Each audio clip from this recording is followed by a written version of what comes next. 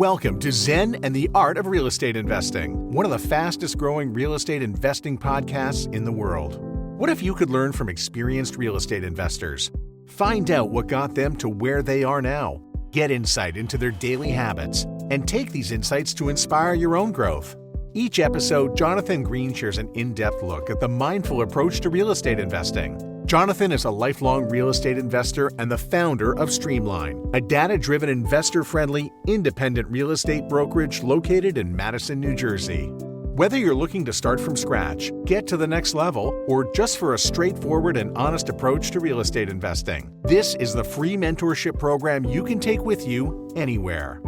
Now, here's Jonathan. Thanks for showing up for another episode of Zen and the Art of Real Estate Investing. I'm going solo today, and this episode is personal. It's about why most of my personal real estate deals fail, at least in the last 5 years. I go through 4 specific deals, all of the parameters, the offers I made, what happened during inspections, what requests I made. Hopefully this will help you as you get into your offers. This could work for small scale or large scale. I talk a lot about how I negotiated, what I regret, what I don't regret, what I could have done, what I should have done, and what I did right now.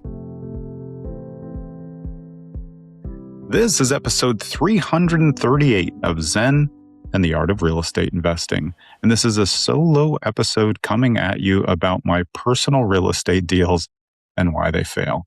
It's interesting because I've been in the game for so long. I've closed so many deals in a number of different asset classes. But when I look at my last several deals, personal deals that I wanted to do as I was trying not to be as active anymore, most of them fail. My friends always wonder, what is the deal? What is your deal? How come you don't close a lot of these? And I think a lot of it comes down to how I view need versus want, which I'll definitely go over, but I'm going to do a deep dive into all of the deals. I'd say of my last 5 deals, maybe last 6 or so deals, 4 have failed. I think in there a couple of years ago, closed one flip, completed that. And I closed an investment property that my daughter lives in last year. But in between those, I have 4 failed deals. And I'm also going to go over whether I regret missing out on the deal, which I usually don't, and why. But I think it might help you if you're new or even if you're seasoned and you're looking at more personal investments. And, maybe you can get some tips on these, even if you're looking to invest in syndications, because it's really about the mindset around why you get in and then why you pull out. And of course, I just did an episode on investors not being babies and canceling deals. So here's the other side. I canceled a lot of my deals. It's not usually because I'm worried. It's never because I'm worried. It's because I've identified things in the process that I don't think are going to work for me, that make the numbers not as I expected.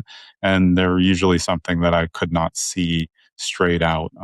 Not a structural expert, but I know when things need structural. I just don't know how much it's going to cost and how big of a job it's going to be.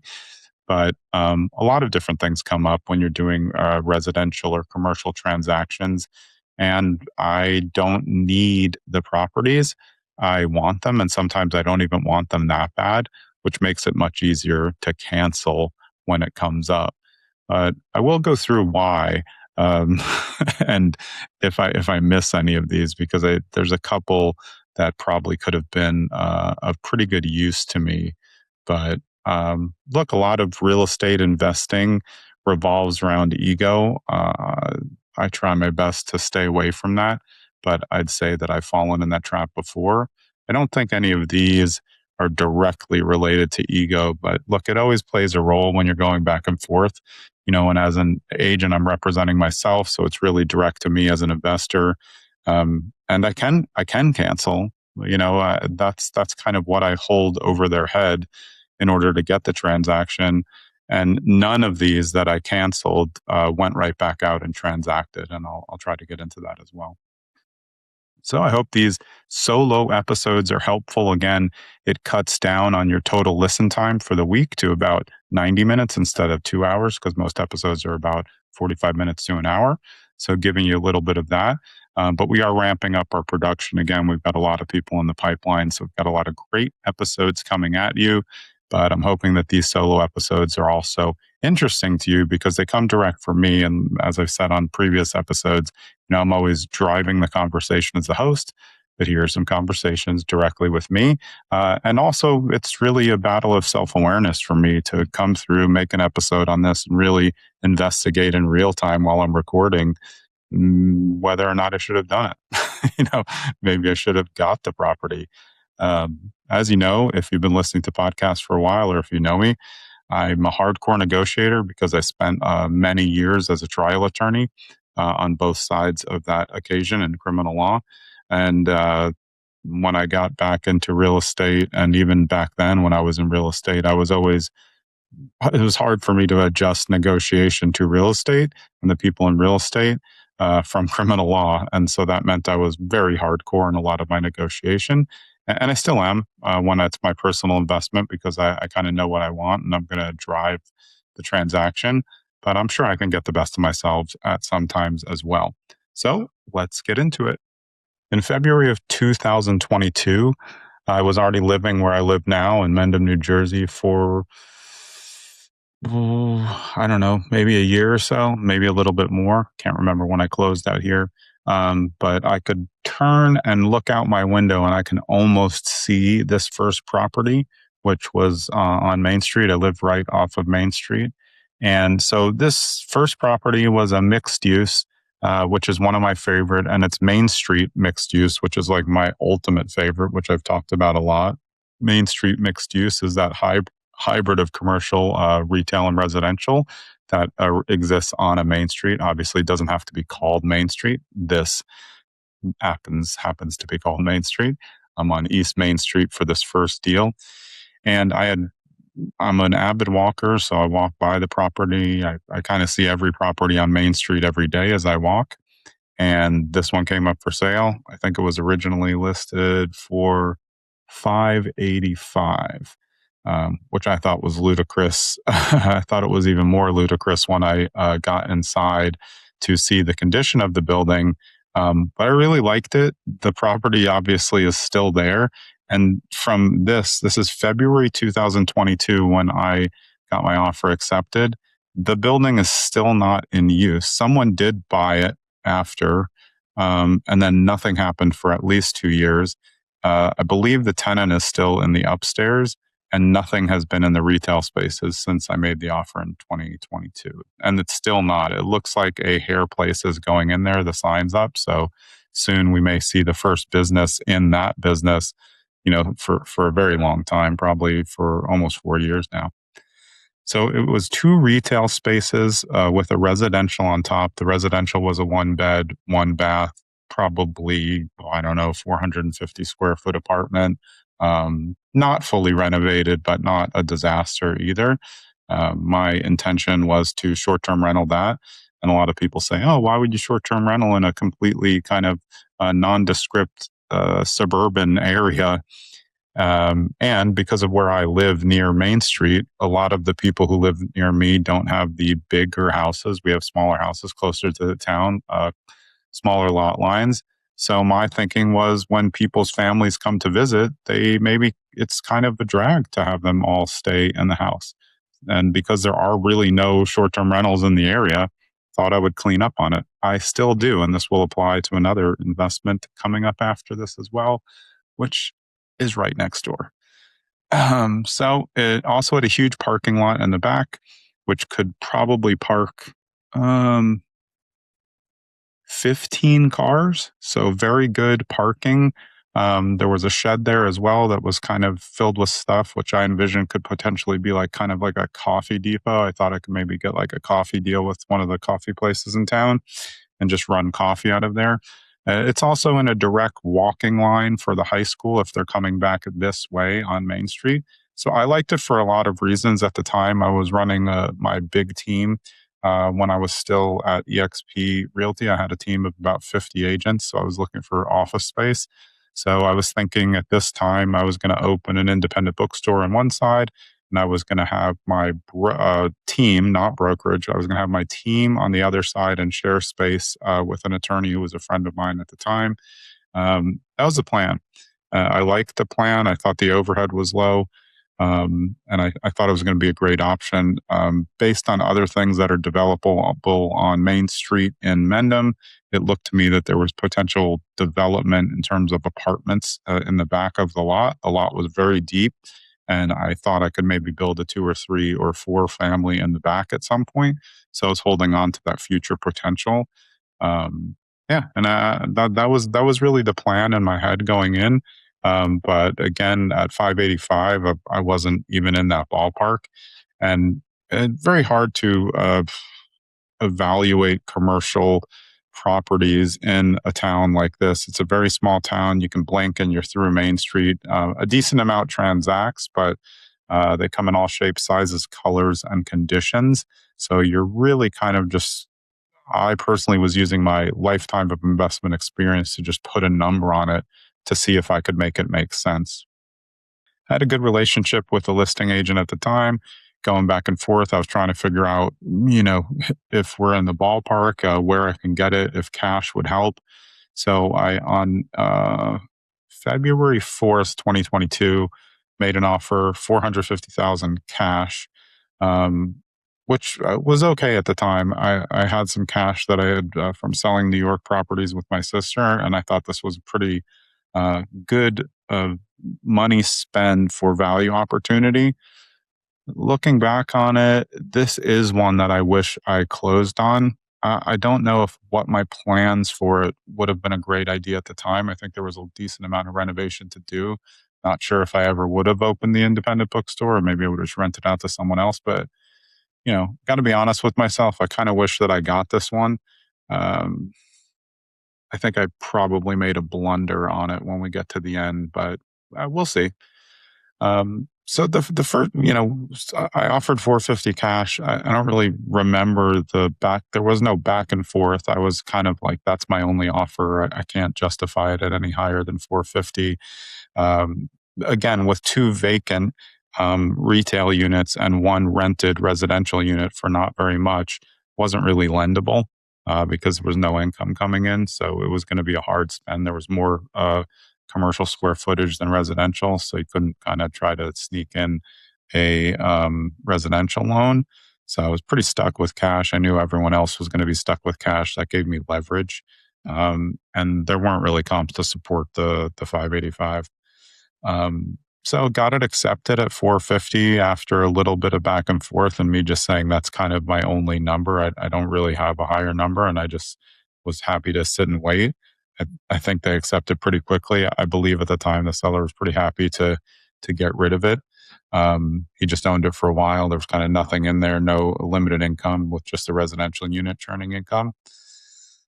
So it got accepted. I was excited, went forward straight away. It was kind of like hadn't lived in the town that long. I was pretty pumped about getting a space for my team that was growing at the time, even though I didn't expect people to be in the office. It was kind of like for me to have an office to go to, which probably would have helped me. And again, the bookstore space wouldn't have been that big. So, to try to come up with something wasn't going to be that hard, or just fix it up and lease it. The offices, the one side was in decent shape. The other side was in not great shape. Would have needed a little bit of like kind of re-improvement to adjust the office layouts to make sense. But had a nice look on the outside. If you're following me back in 2022 on Instagram, you saw a bunch of stuff about it in my stories. So locked it up when it got through attorney review. We're an attorney state in New Jersey. And then we went to inspections. And I was expecting it to be a mild disaster. In preparation for the show, I've made notes on all these transactions so I can read directly from them, because I think it just might help you to see how I negotiate. And doesn't mean you have to negotiate like me, because remember, I'm negotiating for myself. If you're negotiating for yourself and not through an agent, you might be able to be more hardcore. But my overriding principle on all negotiations is I'm willing to lose the deal. At all times. It's okay if I lose it. I don't feel bad that I lost this deal. I just think I should have kept it, because I think it would have been a good asset to have, especially because of the proximity to where I live, and I still live here. So went through inspections, definitely turned up a few things that were a little bit more alarming than expected. So the provision that I use in on-market real estate for clients and for myself, my traditional wording is always the same. It's buyers agree to limit inspection repair requests to major structural, electrical, mechanical, plumbing, foundation, environmental, and safety issues. I think I've kind of cleaned it up to maybe 5 of those. But it just means that I'll do full inspection, but my offer is more of an understanding that I will take it generally as is for little things and just looking for major items. Major is a key word. I'm an attorney. I use that word on purpose because I think there's an argument to be made on both sides. What I find is major, someone else might find is major, and it's very hard for someone to decide what is and what is not major if it's in the ballpark. So that's always what I use. I use it for all my clients. It's just basically we're not going to be a pain in the ass when we're looking at stuff. We're not looking for knickknacks. We're going to fix all that stuff, but we're looking for major things that obviously weren't in viewing sight at the time. I did also note in my offer, the offer is subject to the due diligence phase with the township to confirm the regulations, but buyer accepts this property as is in terms of highest and best use. And then I put in, meaning I don't need them to greenlight any additional development options for me to do the sale. I was okay if I couldn't develop in the back. I already had my plans for what I wanted to do there, so I didn't need anything else. So that was part of my offer process. And then we got to inspections and did come up with some major things, some that were not readily apparent or disclosed. And yeah, I don't think the seller was really there a lot, so I didn't expect too much to be disclosed. But there were some things that were going to require more money in than expected. So, number one, found an abandoned underground oil tank, which in my area is a huge no-no. You always do a sweep for tanks just to make sure. You never want to accept an underground oil tank, even if it's been decommissioned, because you can't be sure how well it was decommissioned. Underground oil tanks, your worry is that oil has leaked into the soil, which creates an environmental issue, which you have to cure and then get it cleared with the EPA. And any type of drop will cost you about $7,500 to $10,000 if you have to do cleanup with all the testing and everything. That's just for a very small mess. So they found a tank. There's really no option, but in where I am at least, for a seller to remove it because they hadn't decommissioned it. So it was not in use. So it's just sitting there. Could be leaking, could not.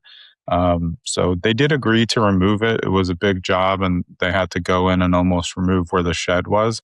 But they did agree to do that, which I think plays into, again, why the deal failed later, because he did put a lot of money in to do this tank excavation and pull. There was no leak, so it was fine. So we got an NFA, which is a no further action, which means, tank was fine. I was happy that they did that. Number two, I asked for proof of past treatment of termite damage indicated. I think they just either rejected that or I was just going to get a termite plan. It wasn't really that big of a deal, but there were some structural issues. So in the Northeast, termites are definitely a thing. So you just want to make sure to see if they've had a plan in place and for how long, so you know what you are working with. Number three, I asked for, there were 2 pipes on the side yard that I didn't know what they were. So I asked if they could figure out what those were. There were rodent tunnels in the top floor attic above the residential. And when I talked to the tenant, which is always a good idea when you're there, if you're buying multifamily apartment building, talk to the tenants, find out how the landlord is, if they've had any issues. And she had said there had been some mouse issues getting into the house. I wasn't, again, pest control can always be cured. So it's just kind of something you put in there. I'm always asking if they have pest control or not. They had an open permit for a hot water heater, which they had to close, which they did.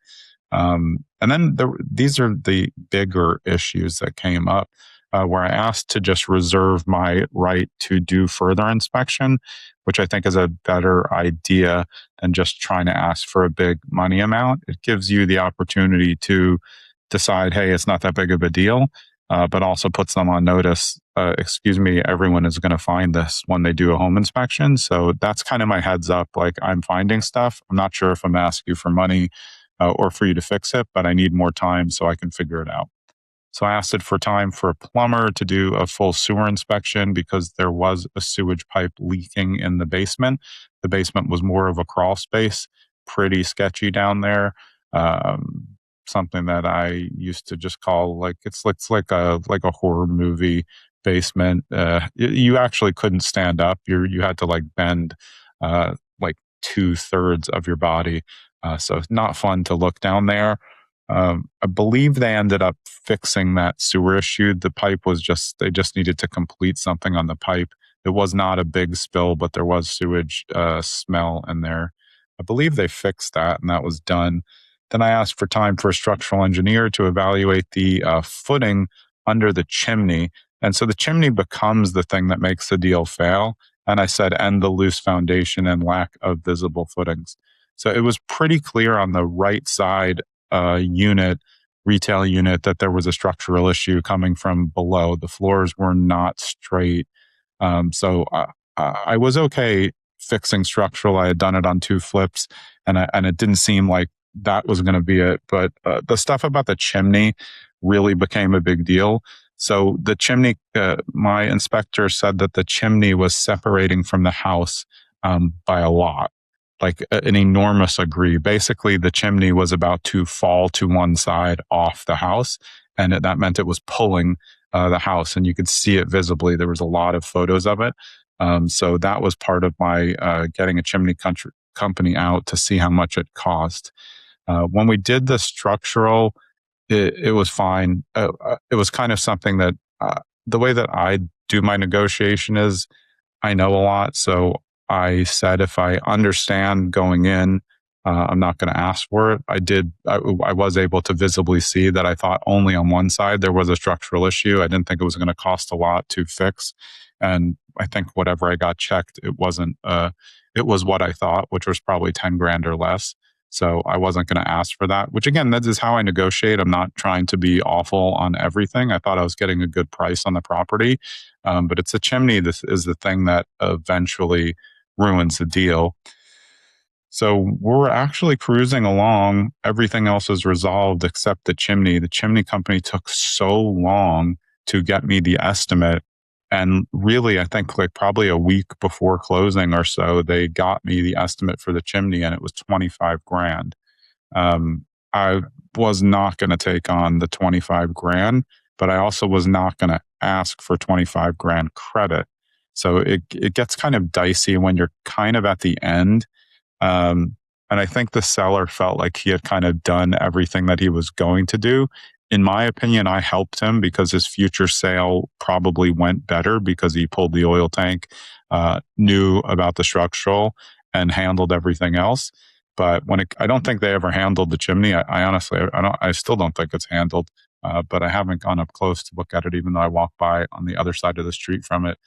So when we got the 25K, I had my attorney go back to them and just say, hey, here is the chimney estimate. Would you like to contribute? That was how we phrased it, meaning we're not saying we're going to cancel, but we're looking for something here. The seller, who was representing himself because he was an attorney, didn't like it and just said he wanted to cancel. I said, okay. And this is where the rubber meets the road for me. If the other party ever says they're going to cancel, I just agree. And unless it's like, they're just playing games, because I feel like the karma of the transaction is messed up. I didn't feel like I handled it poorly. I don't think I should have been expected to take on a 25 grand chimney, even though I think I was getting a pretty good deal. I still think I was getting a good deal. And although I wish I did get this property, I don't wish that I agreed to the 25K on the chimney. I don't think there's a scenario where I just would have done it with a chimney that's falling off the house. It was just too much for what I was doing. If he had come back with 10K, probably would have taken it, would have closed, would have figured it out. I don't know if my long-term business plan would have worked there. But I like the asset. Like I said, I still walk by it every day. So it's kind of like in my face at all times that I collapse that deal. But if I just look at it as they were never going to give me anything on the chimney, then I'm just going to say, okay, there's no way I was going to take the 25K. So I think it had to fail. It seemed like seller was unwilling to do it. So that was the first one in 2022, February 2022, 23 East Main Street in Mando. Hey, it's Jonathan. I hope you're enjoying this solo episode about my deal failures and why. I wanted to give you a quick reminder at the middle of this episode that the best place, I think, for us professionals to connect, even if you're a brand new real estate investor getting into it, you have another career, it's LinkedIn. I mean, Instagram is cool. I hate Facebook. There's other social media networks. I'm not on TikTok. I was, but I don't like it. LinkedIn is where the professionals go. Is it overrun with ghostwriters? Yes. Is it overrun with AI? Yes. But I still find that the best connections that you're going to make, the higher you go in real estate investing, is on LinkedIn. So find me there, connect, and I'll see you there. Let's get back to the show. And then, let's see, this is a long time after, 12/7/23. So I took a break. I think I did a flip in there somewhere, but 12/7/23, the property right next door to the entire one that I just talked about came up for sale again, 21 East Main Street, right in my town. Again, I could really crack my head out the window and almost see it from my house. I live off Main Street on the street. And this was a very interesting property. 2 buildings, 1 single family house and 1 commercial building. I think the price was like $750 or $799, something like that. I liked the property. It was a very old build, probably 1890s, the main house. And then the commercial property, again, I was going to use that to expand my team or to open a brokerage back there. It's before I left and opened my own brokerage. But, when I'm looking at these kind of mixed use commercial properties, I'm always thinking, hey, I can use some of the commercial for myself or give someone in town an opportunity to create a business, which I think is very cool. But just part of the reason why I'm annoyed that I didn't get the first one. But like I said, chimney, if they weren't crediting, I'm never going to take it on. Not taking 25K on for that. So I think this was $750. I think that was the list price, but could have been $799. So I did what I normally do. I do a bunch of due diligence, talked to the agent, did my showings. The single family house was in great shape. I think it was 3 or 4 bedrooms and 2 full baths, fully renovated, really nice kitchen. I mean, like great fixtures, great style. Ceiling height was a little low because it is an old house, but really nice. Again, I was going to short-term rental this puppy. Trying to think if I think that would work because it was a little bit bigger. Yeah, I think the ADR would have still been good because there's not really hotels. There's 0 hotels in my town. And I think there's just an opportunity to still do short-term rental in something like this. So I think it would have worked. Don't love the price point that I eventually locked it up at. So I'm 100% glad that I lost this one. It was just a little bit too big of a swing, I think. So I originally offered $675 on either $750 or $799 with 25% down. So I was taking a mortgage on it. And eventually got accepted. We went back and forth, got accepted at $700K, which, going back, I'm at the $700K. I'm very glad I didn't get this. I like the property, but when we get to inspections, the whole thing falls apart for me again. Great opportunity, interesting use. They shared a parking lot. There was a tiny backyard for the place. It's right on Main Street, so it's a little bit busy. I thought at the time I could get about $4,000 on an annual rental, or 3,500 maybe. 3,500 to $4,000 on annual rental. So I thought if I did well on short-term rental, I could maybe make $5,000 a month. So I liked the metrics on that. I thought that would do okay if I was going to use the whole back building. But the back building was the thing that became the issue. It just they had a business in there, but then they really left it, and that building was never renovated, and it needed a lot of work. Which again, I could tell that it needed a lot of work at the time. So cosmetically, I can obviously evaluate what that's going to look like. But once you get to the inspection, you get the experts in there and they start, looking under the hood a little bit more in depth. You just find more stuff that's going to cost more money. And that's again where it doesn't work for me usually.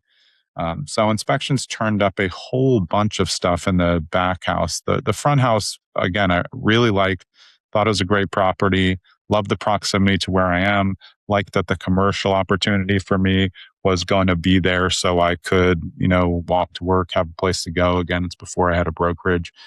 So I was still working from home, which for an introvert means I never left the house except to show houses. So not really the greatest thing. But let's go through some of the inspections again on this. The reason I'm doing this again for this episode is you have to go through and pair this with the episode where I said people are being babies, but they were really quitting before they even started. Once you get to inspections, all bets are off. You have to then, once you've kicked the tires, it's really about not so much about cold feet. You can still get cold feet because of an inspection report. But inspection report's more of you still have an opportunity to ask for money and they have an opportunity to say no, and both parties can cancel while they're negotiating once an offer is out or not accepted. So as we get to the home inspections, they needed a whole new roof on the back commercial property. I would estimate that was going to be about $7,000. Chimney contractor, again, was really important. They had cracks and gaps all through the masonry. Hearth was too small. Damper wasn't working. The crown was cracked. There was spalled brick everywhere, and the flue cap was missing. So without getting a chimney contractor in, I was estimating that, probably about $6,500. So I'm already at about $14,000-ish. And then there was a decent amount of asbestos in the rear house too. Again, that's going to be hazmat related. So you're going to need hazardous team to come in and dispose of it properly. The next couple of things were insufficient footings on the staircase. Those were kind of ticky-tack, but it was a safety issue. There were posts on the deck staircase area. Again, a little ticky-tack. I threw a lot of stuff on there so that I can say, okay, fine, I won't do that as a way to negotiate. And then I asked for time for an engineer to assess whole house bulging inward, a missing header over the basement windows in the front house, which I did see, which could have been a little bit, but they believe they provide proof that it was fine. And then there was a lot of deflection. So the back house was just, the commercial property just had a lot of issues. There was mold in the basement ceiling of the main house. Again, don't remember how bad it was, to be honest, at this time. I always ask for the pest plan because pest stuff always comes up. As long as they present that they've had a pest plan, then I handle it myself. There was not an outside condenser for the back unit. It was just gone. So I had to decide whether I was going to take that on as well. There were a lot of rodents in the crawl space. They had drop ceilings in the commercial property, and there was a lot of rodents in there. So the entire attic needed to be cleaned. That's not something I want to do. I would never do it myself, but I don't even want to pay for it. Range hood in the kitchen was messed up. It wasn't ventilating properly. Yeah. There was no water heater in the rear house as well. They did have a bathroom back there. It was a 2-floor commercial property, kind of like a storefront and then an office layer up top. And there was a bathroom in the commercial frontage. And then there was no handrails, loose tile. Looks like I was getting ticky-tack. I think so much came through on the inspection that I started to ask for a little more because I was annoyed with the fact that there wasn't a lot done on that. On this one, we just couldn't get through inspection. I remember what happened. They, after I sent them this whole thing, they said that they meant it to be as is. And then, of course, I referenced that was nowhere in the listing. I never would have paid this if I was taking it as is. I would have paid a lot less, 50K or more or less. So that's where the deal died. They created this new scenario where they were just going to leave the house as is and they weren't going to credit anything. And that was a hard pass for me, especially at this price, which I wasn't even that comfortable going to 700. I was really banking it on the short-term rental, and I wasn't even using AirDNA well at the time. So I'm pretty glad that I lost that deal. But again, failed because of inspections and things that I identified and how I negotiate inspections. But I don't feel bad at all that I lost that one. Next up, March of 2024, a couple towns over in Morristown, I found this very unique commercial space. It was just like a one-off. It was just a door and a big room and then one office and a bathroom and a small kitchenette. That was it. And a room for about 4 cars to park uncomfortably. Really 2 cars, but you could get 4 cars, but you need a little bit of maneuvering to get in there. This was one of the more annoying deals that I had. There was just a lot of back and forth. Got along fine with the other agent, but I don't think that the agent and the seller were like on the same page for every part of it. And their attorney was very aggravating to me.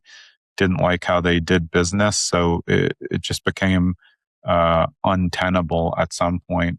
This was a very interesting and long one. So there are ways to structure your deals when you have an experienced seller. I knew that she owned other properties, and in order to frame out a couple options, this is what I did. I think this was listed for maybe like I don't know, 585, something like that. I didn't look up the listing prices before, but I made what basically a 3-part offer. So I offered cash, and I would offer cash 450, close in 15 days. The property was great. It was in great shape. I still like it. I don't want it because I don't think it was even worth the 450, but I liked it. I was at the time I was going to move the team in there, open a brokerage and move it there. Didn't really have the parking for that, but it's a nice property. It's kind of like on a side street.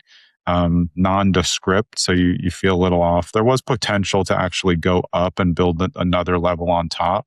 I do look for properties that have another opportunity there where you could do something. So I offered a few different ways. Cash deal, 450 straight. I knew she wasn't going to want that in the beginning, but I like to use that as leverage for later. Then I had a seller financing portion. Again, harder to ask for seller financing when it's on the market. A lot of agents don't understand, but I knew that they would send it to her and she likely would get it. I said, if your seller wanted to avoid capital gains on the sale, I'd be open to seller financing the deal through her, making her the bank on the transaction. This would cut the closing time to the same 15 days, just time to do a quick inspection.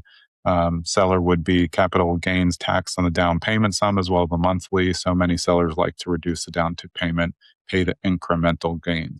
And then I gave 2 options of seller financing. So this is really a 3-prong offer, which I like to give someone a buffet to choose from when it fits. You can't do this on every transaction. So 450 cash or 500K, 20% down. The 400 would be financed over 10 years, principal only payments at $33.33 a month. And then there was a 550, you get it for 550, but only 5% down. And then the 527, 500 would be financed over 15 years, principal only $29.30 a month. So I gave 3 options. In the end, we agreed at 533K, 30% down on a commercial mortgage. So the 4th layer we got to, which was commercial mortgage. I had said multiple times the commercial mortgage is going to take like 60 days. That's your longest case scenario.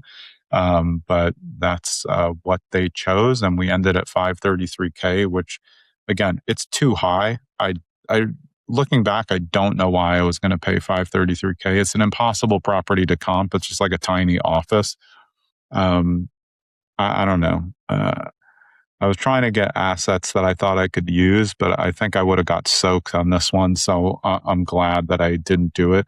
Could I have turned it into something good? Yeah, but I don't love it at 533K and 30% down, and rates were high then. Um, so it didn't need any work really, probably replace a couple things, but it's a cool space. I liked it. It's a type of space I would want for like, I'll pay 400K for it right now. Did inspections. I gave them what I call a 2,500 deductible, which is, I use my my limiting provision that I told you about before, what I limited to, and then I said I'll also credit the first 2,500 of repairs.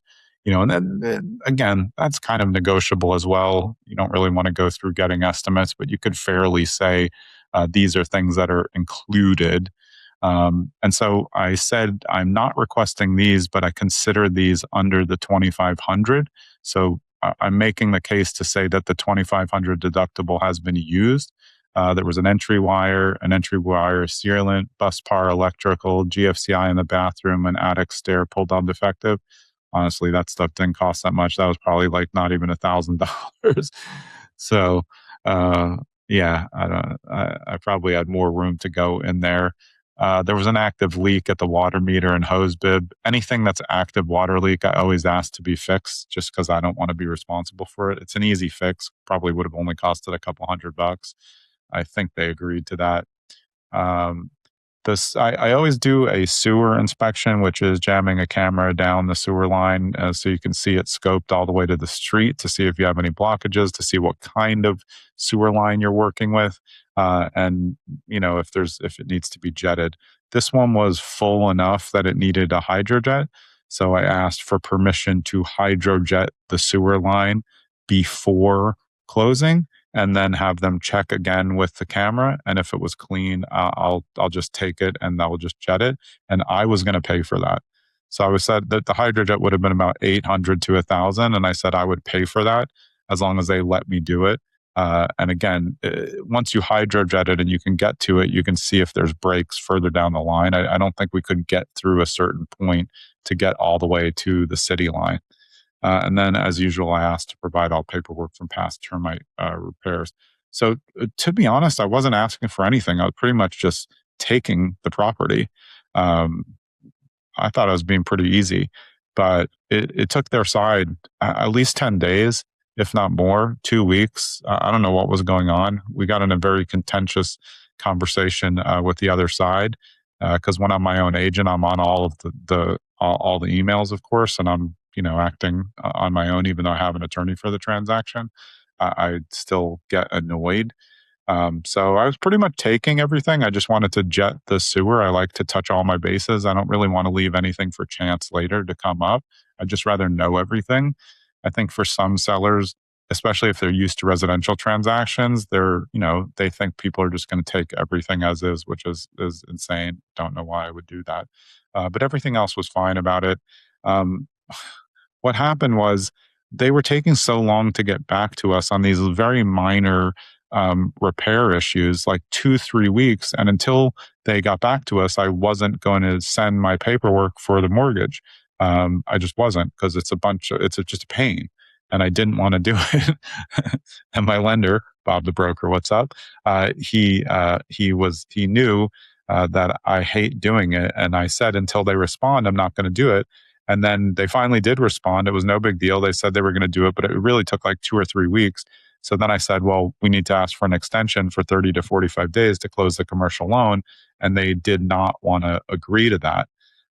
So they said no, even though the time was their fault. Although on their behalf, I could have been working on the mortgage, but I wasn't sure they were going to agree. So if we were going to cancel, I just didn't want to do all of the paperwork.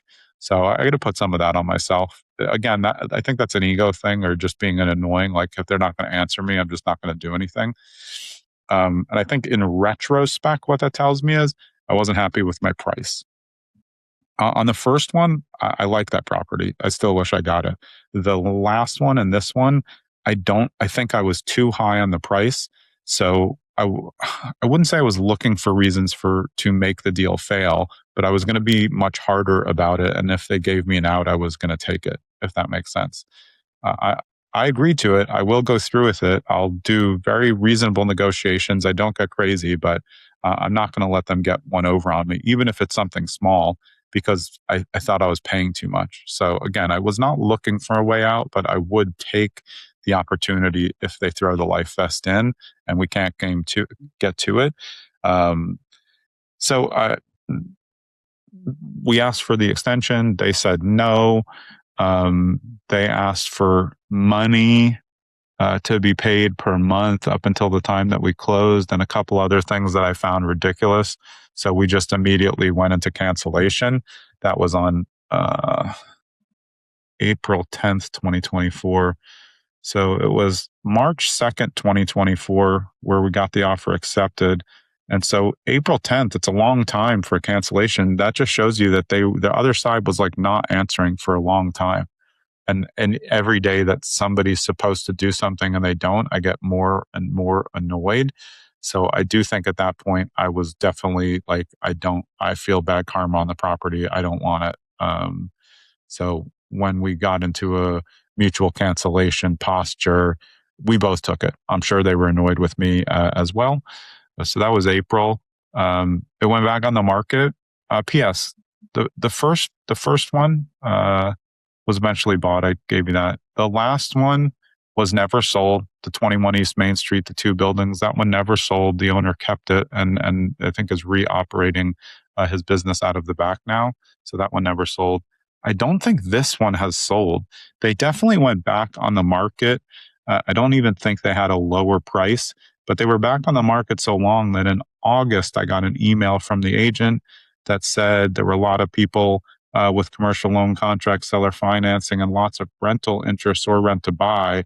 But no one came through. So he asked if I was interested again. Remember, we were agreed at $533K on a commercial mortgage, and my initial offers were $450 cash, $500 seller finance with 20% down, $550 seller finance with 5% down, and they took a $533 commercial loan where I was putting 30% down. So I said, yeah, I'll get back in the game. $400 cash, which is very common negotiation style for me, to go down and never give the same offer. I knew we weren't going to get anywhere. I didn't even want it, but for $400K, I would have done it. So we just went ghost mode after that, and it went into the trash. I have to look up if that sold. I don't think it did. I think I talked to him much later, and I think he said, a listing agent said that she was going to do some work, maybe add a level on it. But I think I've driven by and I don't see anything on that. So first deal, again, feel bad. Don't feel bad, but I would have liked to have that property. Last two deals, I'm glad I got out of them. And this last one is kind of like a hybrid. I'm going to say I'm glad I didn't get it, but I really liked it. But there was an act of God that intervened that made it untenable for me. So in August of 2024, I decided that I was going to go check out Asheville, North Carolina. I had a couple friends there. It just seemed like a cool place. I had believed that it was weather resistant. I didn't think there were any weather anomalies there that I had to worry about. I was looking to get a cabin for personal use and short-term rental. It's about a 10-hour drive from where I am. I did the drive, was totally fine. Could have done it and stayed for a week. And my plan was to kind of like use it 3 months a year, maybe start to snowbird it out. And this was in Black Mountain. It's about 22 minutes outside of Asheville. Really cute town, lots of stuff to do. Awesome property. It was developer grabbed a lot and then built 4 A-frames right next to each other. Again, if you were following me on Instagram in August of 2024, you probably saw me posting about this on my trip. I love the property. It was your typical A-frame, 1 bedroom upstairs, 1 bedroom downstairs, 1 full bath, suite kitchen, open. You could see the mountains from the front. There was an open lot in front of it that was going to potentially be developed into 4 more of these. I also was in conversations with them to buy that lot. But after the lot, there was a a kind of more rattier row of not necessarily A-frames, but like probably short-term homes. And then there was a motel hotel before you got to the main drag on Black Mountain. That motel was not doing well. Told my friend from another episode, Alexander Cartwright from Hotel Shift, about that opportunity. I just like the property. I love the town. I still love the town, but I'm okay with not getting it. I was under contract at 410 cash. I don't remember what it was listed for. I looked at about 10 properties in 2 days when I was there. This one was modern. I thought it would be fine on the short-term rental. Of the 4 that were on this line, mine was at the end, the farthest in, which I liked. The one on the closest to the road, there was also a school across the street to the other side, which I didn't love. But I had seen the Airbnb economics from this unit and from a couple of the other units. 2 of the other units were personal use, like people were just living there, which I also thought was okay. I didn't think I would bother them too much. And the first unit closest to the street, they were doing hardcore short-term rental. They owned a few. They had built a backyard fence and put some amenities in. So I was kind of watching what they were going to do.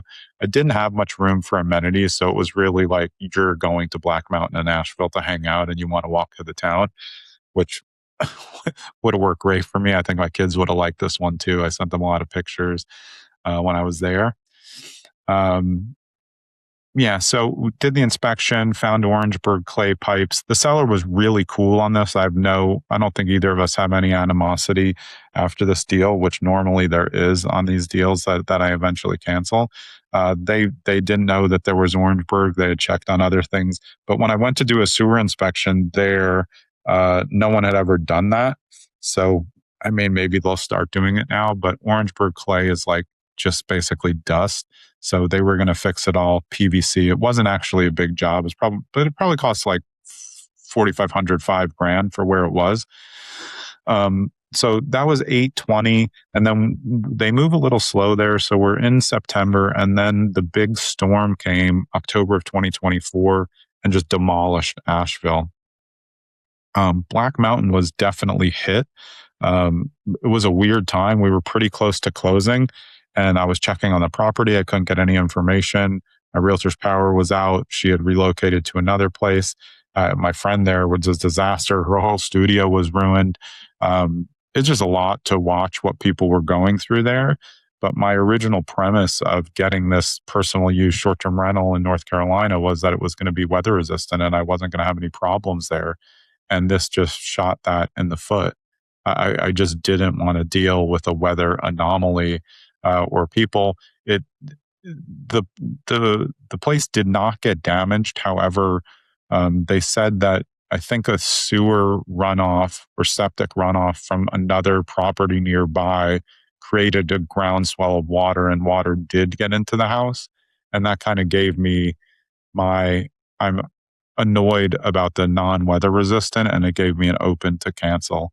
I did give them $1,500 because I felt like I thought I was being fair with the storm, but we kind of were going back and forth. There wasn't an act of God provision, but we settled for a cancel at $1,500. I'm sure somebody else got that property and loves it. It's a great property, but I don't think I was worried about the drive. I liked the drive. The 10 hours was no problem. I love the area. I still love the area. I would go back there in a second to Black Mountain and Asheville. I just got really worried that the infrastructure would not come back there and that my potential short-term rental economics were failed because of it. And I still agree with that. Maybe they are doing well there now, but it just blew up what my original intent was. So I went hard pass, negotiated out.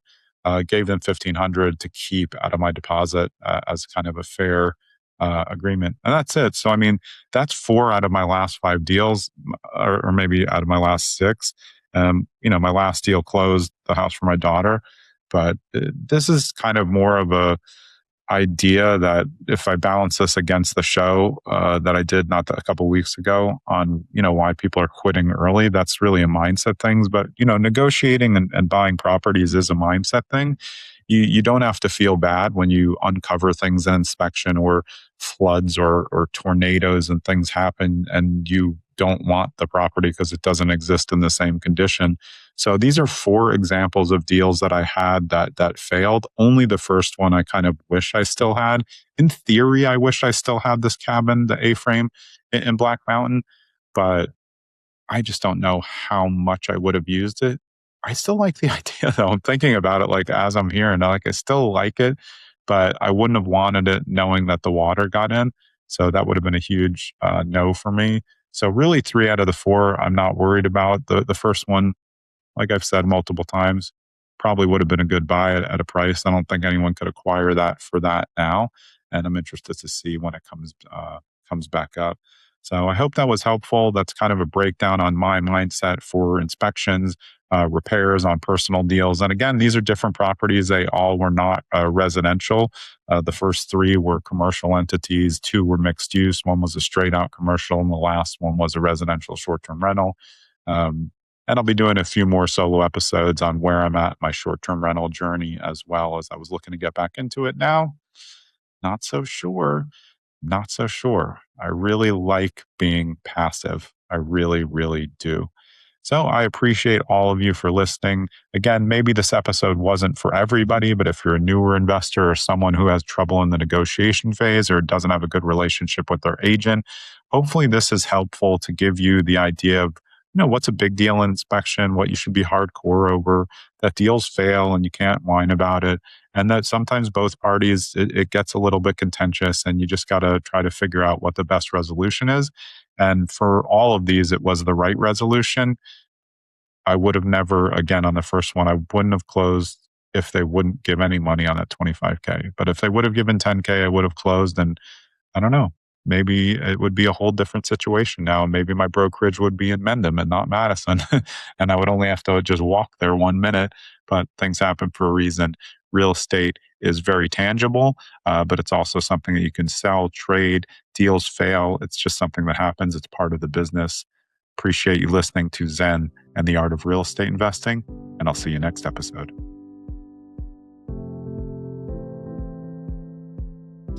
Thanks for sticking around to the end so you can get a preview of who's coming up on episode 339 of Zen and the Art of Real Estate Investing.